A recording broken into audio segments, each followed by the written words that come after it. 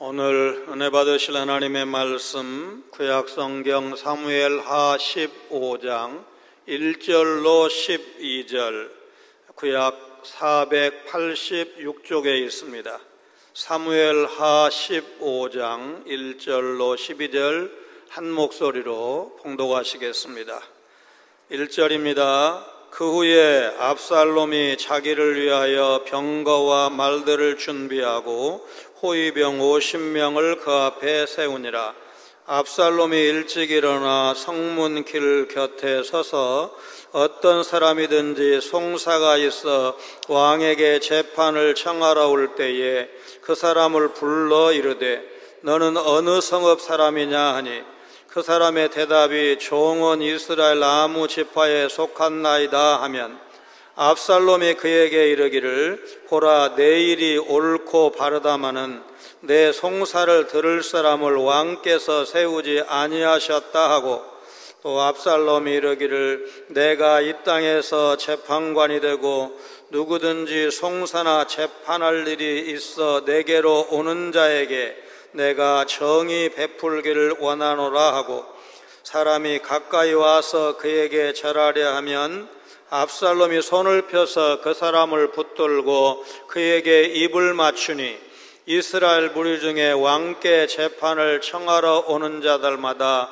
압살롬의 행함이 이와 같아서 이스라엘 사람의 마음을 압살롬이 훔치니라.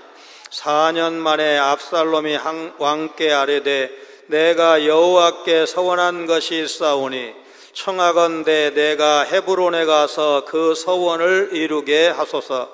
당신의 종이 아람 그술에 있을 때에 서원하기를 만일 여호와께서 반드시 나를 예루살렘으로 돌아가게 하시면 내가 여호와를 섬기리이다 하였나이다.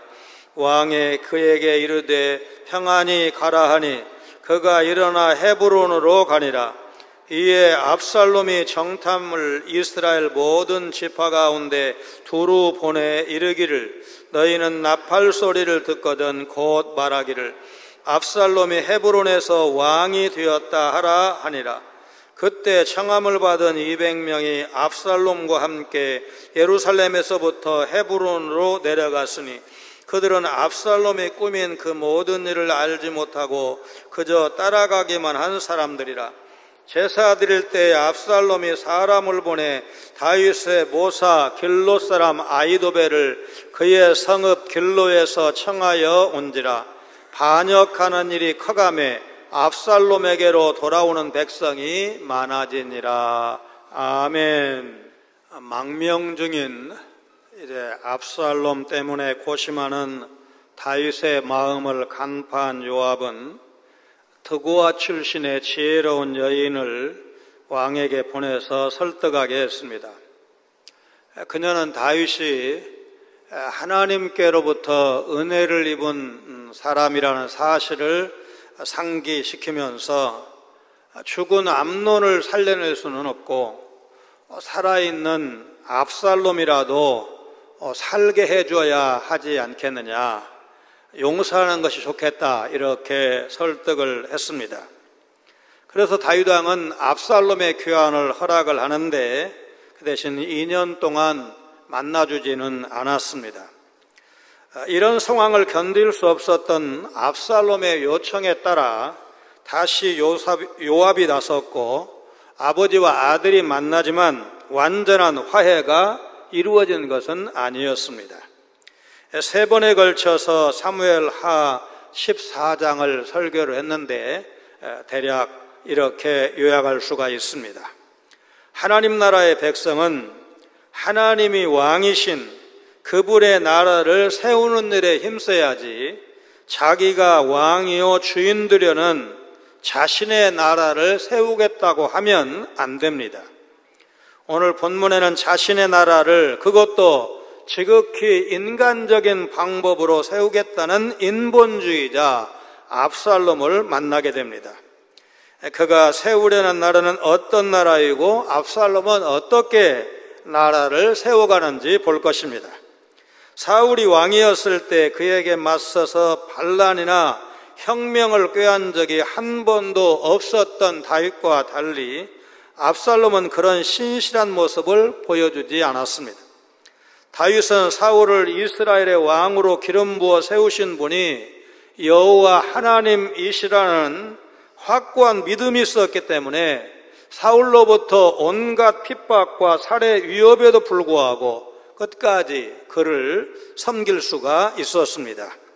압살롬은 여호와께서 기름 부어 세우신 왕에게 반역하는 것에 대해서 아무런 양심의 가책도 느끼지 않았습니다. 더구나 그 기름 부음 받은 왕이 다른 사람도 아닌 자기의 아버지인데도 말입니다. 압살롬은 반란을 도모하기 위해서 전차와 말을 준비했습니다. 신명기 17장을 보면 앞으로 가나안 땅에 세워질 이스라엘의 왕은 여자를 많이 두어 마음이 미혹되지 않아야 하고 은금을 많이 쌓아두지 않는 것과 함께 병마를 많이 두지 말 것을 명령했습니다. 사무엘상 8장 11절은 왕을 요구하는 이스라엘 백성의 태도에 대해서 사무엘 선지자가 이제 결국 허락은 하지만 부정적으로 말씀하신 것인데, 이 부분은 역설적으로 전차와 말을 많이 두고 싶어 하는 것은 강력한 왕이 되고 싶은 열망이 지극히 인본주의자에게 자연스러운 일이라는 사실을 보여주는 것입니다. 상식적으로 대통령과 시도지사, 국회의원, 시장, 군수 등 선출직의 예에서 볼 수가 있듯이 현직에 있는 지도자는 여러 가지 이해관계 때문에 백성들의 폭넓은 지지를 받는 것이 쉽지가 않습니다. 그러나 새로운 왕위 계승 후보자는 다릅니다. 왕위 계승 후보자는 도전자 입장에서 현직에 있는 지도자의 잘못과 단점을 교묘하게 말할 수가 있고, 만일 자기를 후계자로 선택해 준다면 자신이 현직보다 더 잘할 수 있다고, 이제 요즘 말로 소위 선심성 공약을 말할 수 있기 때문입니다. 이것이 바로 압살롬의 전략이었습니다. 그는 그럴싸한 말로 다윗 왕에게 불만 있는 백성을 사실상 선동함으로써 이스라엘 사람들의 마음을 사로잡고자 했습니다. 압살롬은 그런 방법으로 왕권을 획득하기 위해서 4년 동안 치밀하게 준비했습니다. 실제로 그는 아침 일찍 일어나 성문 진입로에 서서 소송권으로 판결을 받으려고 왕을 찾아오는 사람이 있으면 그가 어느 성읍 출신인지를 물었습니다. 그가 자신이 속한 지파를 밝히면 보라, 너의 주장이 선하고 옳도다 인정해 주면서, 그럼에도 이 나라 왕에게는 너의 소송을 제대로 해결해 줄 사람이 없다고 은근히 왕을 험담했습니다. 성문 길 곁은 룻기 4장에서 모압 여인 룻에 대한 보아스와 보아스보다 더 가까운 친척 간의 재판에서 볼 수 있었던 것처럼 재판하고 마을의 장로들이 모여서 마을의 대소사를 의논하는 것이었습니다. 또 그는 누가 자신을 이스라엘의 재판관으로 세워주기만 한다면 재판할 일이 있어서 자신을 찾아오는 백성에게 정의를 베풀겠다고 약속을 합니다. 압살롬이 드러내놓고 왕이라는 말을 쓰지는 않았지만 결국 자신이 이상적 재판관, 곧 이스라엘의 왕이 될 충분한 일꾼이라는 사실을 역설한 셈입니다. 그뿐만 아니라 압살롬의 말을 들은 사람들은 그의 잘생긴 외모와 왕자라는 신분, 지도자로서의 이상적인 포부를 보고 반해서 엎드려 절을 하려고 하면 손을 내밀어서 그를 일으켜 세우고 그의 뺨에 입을 맞추곤 했습니다. 아마 그 백성은 감격했을 것입니다. 이 행동은 자신이 언제든 백성에게 다가갈 수 있는 공감 능력 있는 이상적 지도자임을 드러내려는 상징적이면서도 정치적인 행위였습니다. 그는 왕에게 판결을 받으려고 오는 백성에게 이렇게 함으로써 이스라엘 사람들의 마음을 사로잡았습니다. 요압의 경우도 손을 내밀고 입을 맞추는 채 하면서 내레의 아들 아브넬을 칼로 찔러 죽인 바가 있습니다. 압살롬도 아버지 다윗과 입을 맞추었지만 얼마 지나지 않아서 아버지를 반역하게 됩니다. 가룟 유다도 입을 맞추는 채 하면서 스승 예수님을 팔아 넘겼습니다. 성경 저자는 압살롬의 이런 약삭빠른 행동을 훔쳤다고 표현을 했습니다. 출애굽기 20장 15절에 기록된 제8계명 도둑질하지 말라와 같은 단어를 써서 압살롬의 반란은 첫 단추부터 잘못 꿰어졌다는 사실을 암시하고 있습니다. 훔쳤다는 말에는 분명히 압살롬의 욕심이 담겨 있습니다. 훔치는 행위는 정당하고 합법적인 과정 없이 남의 것을 가져가는 범죄입니다. 압살롬의 반란은 목적도 방법도 정당하지 않았습니다. 왕위에 오르고 싶은 마음이 앞서서 이런 무리수와 범법 행위를 저지르는 압살롬의 모습은 왕위에 오르기까지 정도에서 벗어나지 않으려고 무던히 애썼던 아버지 다윗의 모습과는 대조를 이룹니다. 물론 사무엘서 저자가 다윗이 저지른 잘못을 숨기지 않고 낱낱이 다 드러내고 있습니다. 그런 잘못에도 불구하고 다윗은 왕위에 오르기까지 신앙인으로서의 원칙, 사람으로서의 윤리적 원칙에서 벗어나지 않으려고 애를 썼습니다. 다윗은 하나님께서 다스리시는 신정국가를 이루어 드려야 한다는 열망을 가지고 있었고, 압살롬은 자신이 주인 되어 다스리는 인본주의적 세속 국가를 세우고 싶었습니다. 그렇다면 현대 이스라엘의 건국 이념은 무엇일까요? 초대 수상 다비드, 벤구리온 등 이스라엘 건국 지도자들은 당시의 정치, 종교 단체들이 주장한 왕정복고, 공산주의, 사회주의, 페미니즘, 재정일치, 신권정치, 종교 국가를 세워야 한다는 다양한 요구를 물리치고 1948년 이스라엘 건국 전쟁 직전에 합의한 국가 경영 방침에서 이스라엘의 정치 체제를 시온주의 이념의 바탕을 둔 공화국으로 하겠다고 확실히 정했습니다. 시온은 산 꼭대기를 의미하는 단어인데 성전이 세워진 산, 곧 예루살렘을 말합니다. 시오니즘은 테오도르 헤르첼이 제창한 것으로 옛 영토인 팔레스타인에 유대 국가를 건설해서 유대인들이 자유롭게 돌아갈 수 있는 토대를 마련하자는 운동을 말합니다. 그렇게 설립된 이스라엘은 1960년대 이전에는 집단농장, 키부츠 위주의 사회주의적 성향이 강했고 70년대 이후에는 자본주의에 기반한 자유민주적 성격이 강한 공화국이라는 차이점이 있습니다. 우리 대한민국의 건국 이념은 무엇일까요? 1948년 대한민국 정부 수립 직전 상황에서 이승만 박사와 재헌국회 의원들은 대한민국은 아무 역사도 없는 신생 국가가 아니라 1919년 3.1 운동과 임시정부 헌장에서 선언한 민주 독립 국가를 재건한 나라라고 규정을 했습니다. 이승만은 3.1 운동이 대한민국의 역사적 정체성과 한국 민주주의의 기원이고 대한민국은 그걸 계승한 국가라고 봤습니다.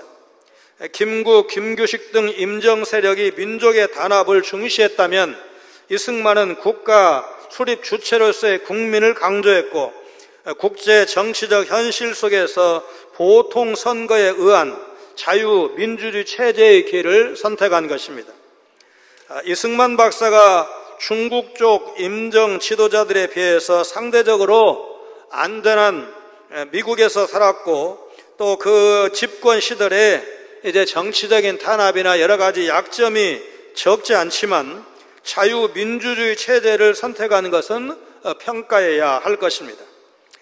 신생 자유 대한민국 불과 2년 뒤에 터진 한국 전쟁의 참화를 미국, 영국, 캐나다, 튀르키예 등 유엔 참전국의 도움으로 극복하고 미국과의 안보 동맹을 기반으로 한강의 기적을 이뤄냈습니다. 현재 대한민국은 자랑스럽고 영광스러운 나라가 되었습니다. 세계 10위권, 11위권, 10위권 경제 강국이고 6대 군사 강국, 요즘 K방산이라는 말도 이제 쓰기 시작을 하는데, 폴란드를 비롯해서 세계의 여러 나라 국방 관계자들의 시선을 끌고 있습니다. 우리 젊은이들이 만드는 각종 문화, K컬처, K팝, K드라마, K푸드, K뷰티는 세계인들의 사랑을 받고 있고 이제 지구촌 사람이 함께 누리고 있습니다. 우리나라 국민의 지능지수 평균은 뉴질랜드, 홍콩과 함께 세계 최상위권입니다. 세계에서 유일하게 문맹률이 1%가 안 되는 나라입니다. 세계에서 가장 많은 소리를 표기할 수 있는 문자인 한글을 가진 나라입니다. IMF 구제 금융 위기를 단기간에 극복해서 세계를 놀라게 했습니다. 세계 유수 대학의 우등생 자리를 휩쓸고 중요한 콘서트에서 대상과 여러 가지 상을 수상한 나라입니다. 초고속 통신망, 해외여행 가보신 분들은 아시지만 세계에서 최고로 잘 되는 나라입니다. 그뿐만 아니라 요 며칠 묻지마 범죄로 다소 명声이 무석해졌지만 세계에서 치안이 가장 안정된 나라입니다. 전 국민 건강보험이 잘 되어 있어서 국민의 생명과 복지, 사회보장 제도가 서구 유럽보다는 좀 못하지만 확실하게 보장되고 있습니다. 그야말로 세계 사람들이 오바마 대통령을 비롯해서 많은 나라 사람들이 부러워하는 대한민국이 되었습니다. 현재 OECD 경제협력개발기구 가입 38개 나라 가운데 성적 타락을 나타내는 6가지 지표, 동성혼, 매춘, 사촌 간 결혼, 마약, 낙태, 포르노 모두를 인정하지 않는 유일한 나라가 대한민국입니다. 예배 전에 보여드렸던 1948년 5월 31일 재헌의회 개회식 날 개회사를 시작한 이승만 대통령의 개회사도 마치 목사의 설교처럼 그랬지만 그가 이제 이윤영 의원 나오셔서 기도하고 회의를 시작하겠습니다. 이렇게 해서 이윤영 의원이 나오는데 그분이 목사입니다. 이제 목사이기도 하지만 아마도 미리 이렇게 귀뜸이 있었고 준비를 해왔는지 아까 보셨던 그런 말하자면 아주 진솔하면서도 나라와 민족의 장래를 위해서 기도하고 시작한 나라가 대한민국이라는 사실을 우리가 기억하면서 한편으로는 자부심, 한편으로는 아직도 이루어드려야 될 과제가 있다는 사실을 기억해야 할 것입니다. 우리가 자유민주주의를 선택한 것은 미국과 무관할 수가 없습니다. 미국의 건국 조상들은 1775년 5월에 소집된 식민지 대륙회의에서 버지니아주 출신의 조지 워싱턴을 총사령관으로 임명하고 영국을 상대로 독립을 선포했습니다. 전쟁을 시작을 한 겁니다. 1776년 7월 4일 필라델피아에 13개 식민주 대표들이 모여서 토마스 제퍼슨이 기초한 독립선언문을 채택해서 공포하게 됩니다. 이 토마스 제퍼슨은 초대 국무장관, 2대 부통령, 3대 대통령 이렇게 지내게 되는데 미국의 그 러시모어 산의 큰 바위 얼굴 우리 그 교과서에도 이게 이야기가 나오는데 초대 조지 워싱턴 대통령, 16대 에이브람 링컨, 또 시어도어 루스벨트 그리고 토마스 제퍼슨까지 이제 4사람이 포함이 되는데 바로 여기에 들어간 바로 그 토마스 제퍼슨입니다. 이 독립선언문의 요지는 모든 사람은 평등하게 태어났으며 양도할 수 없는 행복 추구권, 자유권, 생명권을 갖고 있고 정부가 이러한 목적에 부합하지 못할 때는 국민에 의해 교체되거나 폐지될 수도 있음을 명시했습니다. 지금은 이게 자연스럽게 그렇구나 이렇게 되지만 여러분 지금 1775년 76년이면 여러분 다 왕정국가일 때입니다. 그때에 이런 원칙을 천명을 했습니다. 자신의 나라를 세우려는 사람은 자기 욕심을 채우기 위해 백성의 환심을 사려고 애를 씁니다. 압살롬은 하나님의 뜻을 구한 적도 하나님께 기도를 드렸다는 말도 찾아볼 수가 없습니다. 대신 이스라엘 백성의 애로사항을 잘 들어주고 자기가 왕이 되면 공의를 베풀 것이라고 약속하는 등 대중적으로 광범위한 지지 세력을 모으려고 힘썼습니다. 대중적인 그 인기 영합주의 정책의 원조라고 할 수도 있을 것입니다. 왜 그렇게 열심히 백성의 인기를 끌기 위해서 수고했습니까? 왕이 되고 싶어서입니다.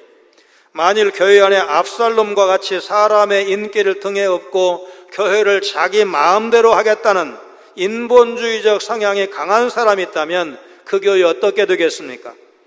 생각만 해도 아찔한 일이고 그런 교회는 몸살을 면할 수가 없을 것입니다. 우선 우리가 그런 사람이 되지 말아야 합니다. 총회 임원의 임기는 1년으로 짧은 기간 할 수 있는 일이 많지 않은데 공약은 대단합니다. 실천할 수 없는 공약을 내는 후보자를 국가 지도자로 세워서는 안 되고 교회 지도자 역시 마찬가지입니다. 거사에 필요한 인원과 물자가 충분히 확보되었다고 판단한 압살롬은 이제 반란 준비가 마무리되었다고 생각하고 4년째 되던 해 아버지 다윗 왕에게 나갑니다.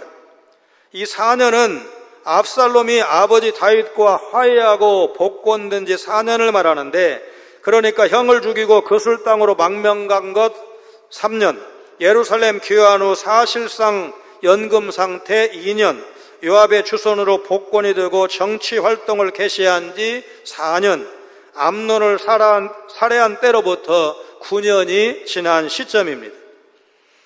그술에서 망명 생활을 할 때 만일 여호와께서 자신을 예루살렘으로 돌아가게 해 주시면 헤브론으로 가서 여호와께 예배를 드리겠다고 서원한 적이 있다고 말합니다. 헤브론으로 가서 그때의 서원을 이행할 수 있게 해달라고 왕에게 건의를 드립니다. 이 요청을 통해서 압살롬이 아직 완벽하게 자유를 누리지는 못하고 있구나 하는 사실을 알게 됩니다. 여기서 압살롬이 언급한 예배는 서원제입니다. 예배자가 아무런 조건 없이 그저 하나님의 은혜에 감사해서 기쁜 마음으로 드리는 낙헌제와 달리 서원제는 하나님이 어떤 은총을 베푸셨을 때 하나님의 뜻대로 살 것을 다짐하는 제사인데, 신명기 12장 6절에 의하면 감사 제물과 찬양이 수반되었습니다. 형 에서를 피해서 도망하던 야곱이 베델에서 꿈을 꿉니다. 창세기 28장 20절로 22절 말씀 같이 읽습니다. 야곱이 서원하여 이르되 하나님이 나와 함께 계셔서 내가 가는 이 길에서 나를 지키시고 먹을 떡과 입을 옷을 주시어 내가 평안히 아버지 집으로 돌아가게 하시오면 여호와께서 나의 하나님이 되실 것이요 내가 기둥으로 세운 이 돌이 하나님의 집이 될 것이요 하나님께서 내게 주신 모든 것에서 10분의 1을 내가 반드시 하나님께 드리겠나이다 하였더라. 창세기의 야곱, 또 사사기의 사사 입다, 사무엘의 어머니 한나가 서원제를 드린 대표적인 인물들입니다. 11조를 드리겠다는 야곱의 서원, 암몬과의 전쟁에서 이기면 딸을 바치겠다는 입다의 서원, 아들을 주시면 여호와께 드리겠다는 한나의 서원은 지켜졌습니다. 압살롬이 실제로 망명지 그술에서 여호와께 이런 서원을 드렸는지는 확인할 수가 없습니다. 그러나 전후 문맥을 고려해 보면 압살롬의 서원은 왕의 허락을 얻기 위해 꾸며낸 말일 가능성이 큽니다. 아마도 그는 자신의 반란 계획을 숨기기 위해서 서원 이행을 구실로 내세웠을 것입니다. 12절의 제사는 왕의 즉위식 때 드리는 제사이기 때문에 서원제와는 관련이 없다는 사실도 이 점을 뒷받침하고 있습니다.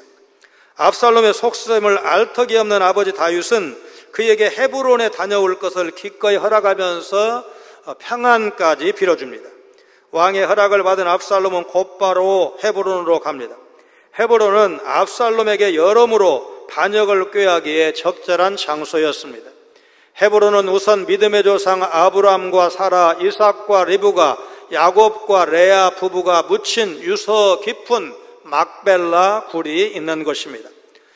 후일 헤롯 대왕은 헤브론을 재건해서 건축광으로서의 기질을 유감없이 발휘했고, 유대교와 이슬람이 공존하는, 말하자면 이스라엘에서도, 정확하게는 팔레스타인 땅인데, 유대교에게도 조상이니까 이제 참배할 수 있는 길을 열어주고, 또 날짜가 안식일이 하루 차이가 나니까 또 이제 무슬림들의 안식일이 되면 무슬림들이 또 참배를 하는 것을 볼 수가 있습니다. 다윗이 처음 유다 지파 왕으로 추대되었고 나중에 온 이스라엘의 왕으로 즉위한 곳으로 7년 6개월간 이 헤브론은 이스라엘의 수도였습니다. 다윗은 6명의 아들을 이 헤브론에서 낳았습니다. 온 이스라엘의 왕이 된 다윗이 수도를 예루살렘으로 옮겼을 때 헤브론 지역 백성들은 좀 허탈했을 것입니다. 만일 거사에 실패하면 그슬로 도주하기 쉬운 접근성도 어느 정도 고려했을 것입니다. 아마도 압살롬이 거사 장소로 헤브론을 선택할 때는 이런 입지와 정서를 두루두루 고려해서 정했을 것입니다. 왕의 허락을 받은 압살롬은 여호와 하나님께 소원제를 드리기 위해서가 아니라 반란을 성공시키기 위해서 헤브론으로 달려갔습니다. 그토록 지혜로운 다윗이 자녀들에 대해서만은 매우 둔감하다는 사실을 오늘 본문에서도 다시 확인할 수가 있습니다. 다윗이 압살롬의 행적에 민감했다면 그의 반란은 불가능했을 것입니다. 다윗은 전에 암논의 계략에 속아 다말을 암논의 집에 보내 오라비에게 성폭행당하는 비극을 겪게 한 적도 있었고, 압살롬의 계략에 속아서 장남 암논을 바알하스에서 열리는 양털 깎기 축제에 가도록 허락함으로 그를 죽게 한 적도 있었습니다. 압살롬은 또다시 아버지를 속이는 잘못을 저지르고 안타깝게도 다윗은 이번에도 속아 넘어갑니다. 하나님 나라가 아닌 자신의 나라를 세우려는 사람은 하나님과 사람 앞에서 거짓과 유선에 능합니다. 압살롬은 자신을 사랑하는 아버지를 속였습니다. 게다가 여호와께 서원한 것을 지켜야 한다면서 자신의 음모를 교묘히 감추었습니다. 다윗은 하나님께 이제 제사를 드리러 헤브론으로 가겠다는 아들을 보고, 아이고 이제 우리 아들이 드디어 믿음으로 살기를 결심했구나 기특하게 생각했을지도 모릅니다. 아버지와 하나님까지 속이면서 자기 나라를 세우려는 압살롬, 그처럼 자기 욕심을 채우려는 잘못된 목적을 갖게 되면 그 목적을 이루기 위해서 수단과 방법을 가리지 않게 됩니다. 거짓은 또 다른 거짓을 부르게 되고, 거짓을 감추기 위해서는 유선이 필요할 수밖에 없었을 것입니다. 사람들이 보지 않는 순간에도 우리의 앉고 일어섬을 아시고 멀리서도 나의 생각을 밝히 아시는 하나님이라는 사실을 우리는 기억해야 합니다. 가정과 학교, 직장이나 어떤 사람 앞에서도 언제나 정직하고 순결한 삶을 사는 사람, 이런 사람을 바로 하나님께서 쓰십니다. 디모데후서 2장 21절 같이 읽습니다. 그러므로 누구든지 이런 것에서 자기를 깨끗하게 하면 귀 쓰는 그릇이 되어 거룩하고 주인의 쓰심에 합당하며 모든 선한 일에 준비함이 되리라. 반란 준비를 마친 압살롬은 이스라엘의 모든 지파에 정탐꾼을 보내 나팔 소리가 나거든 압살롬이 헤브론에서 왕이 되었다 외치게 했습니다. 왕이 되었다고 외치는 것은 솔로몬이 등극할 때 예후가 북이스라엘의 왕이 될 때도 그랬는데 왕의 즉위식 마지막 장면이었습니다. 압살롬이 아버지 다윗의 허락을 받아 헤브론으로 내려갈 때 200명이 동행했다고 했는데 그들은 압살롬의 반란 계획을 알지 못한 채 그저 따라 나선 사람들이라고 했습니다. 버겐이라는 교수는 모든 사건 중에서 다윗 왕에게 가장 치명적인 타격을 준 것이 바로 200명이 압살롬과 동행한 것이라고 말했습니다. 이들은 다윗 왕국의 요직 수행자들로 세심하게 고려해서 왕궁을 비우도록 내가 왕의 허락을 받아 헤브론으로 제사를 드리러 가는데 당신과 같이 가고 싶다, 같이 가지 않겠느냐, 압살롬이 개별적으로 선별 초대한 사람들이라는 것입니다. 왕자가 요청을 하는데 신하들 입장에서 거절하는 것이 쉽지가 않아서 그렇게 따라 나선 사람이 200명이었습니다. 일단 전쟁이 시작되자 다윗 왕실은 완전히 마비가 됩니다. 왕실을 지탱했던 엘리트 집단이 몽땅 헤브론에 갇히게 되었기 때문에 그들은 저항할 수가 없었을 것입니다. 압살롬에게는 회심의 카드가 한 장 더 있었습니다. 헤브론에서 즉위식을 겸한 제사를 드릴 때 압살롬은 사람을 보내서 아이도벨을 올라오도록 초청했습니다. 이제 길로라는 곳인데 기쁨이라는 뜻을 갖고 있고 헤브론의 남서쪽 약 10km 지점에 있는 성읍이었습니다. 압살롬이 아이도벨을 청한 것은 다윗의 신하 가운데 사람이 하나님께 물어서 받은 말씀과 같은 것으로 여길 정도로 그가 당대 최고의 책사였기 때문이고, 당시에 아이도벨은 고향 길로에 머물고 있었는데 아마도 그는 다윗이 자신의 손녀 밧세바와 저지른 불륜에 큰 충격을 받고 다윗 왕 곁을 떠났을 것입니다.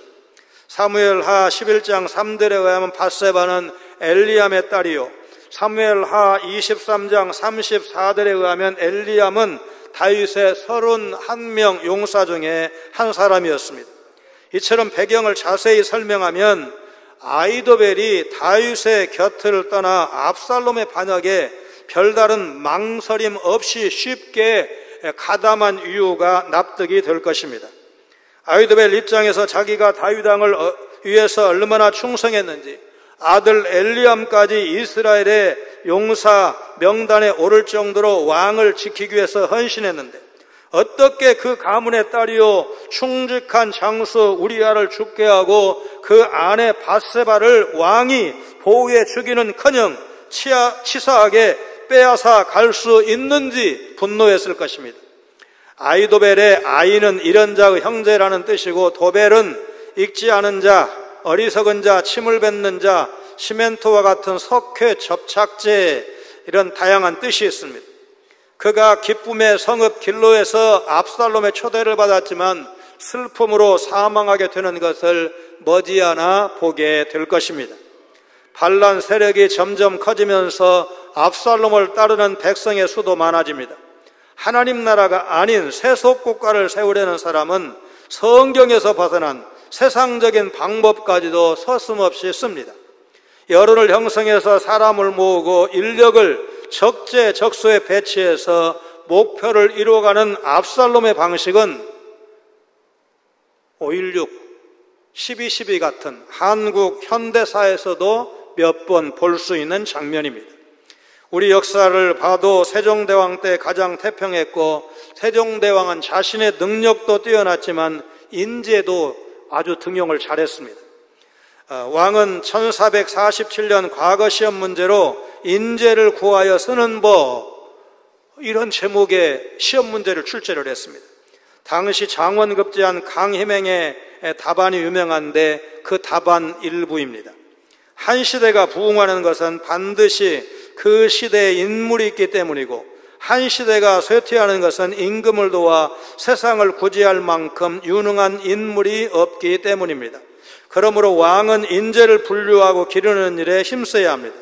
국가의 운영을 맡길 만한 가장 뛰어난 인재는 마음의 중심이 확고하며 왕에게 충성하며 부지런히 일하면서도 자기 이름이 드러나는 것을 조심하는 사람입니다. 반드시 물리쳐야 하는 사람은 재주는 있으나 여색을 밝히고 끊임없이 재물과 명예를 탐하면서도 부끄러워하지 않는 사람입니다. 그 외의 사람은 다 교화 대상으로 가르치고 기다려 주어야 합니다. 세상에 완전한 사람은 없으므로 적합한 자리에 기용하면서 인재로 키워 나가야 합니다.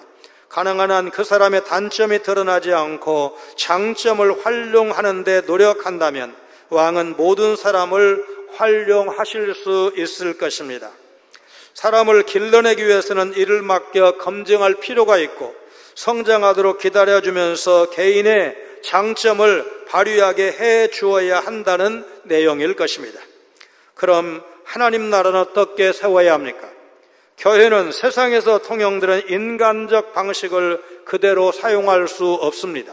사람에 의해, 사람을 위해 사람이 주인되는 교회를 세우겠다면 그것은 세상적인 단체일 뿐 주님의 교회는 아닙니다.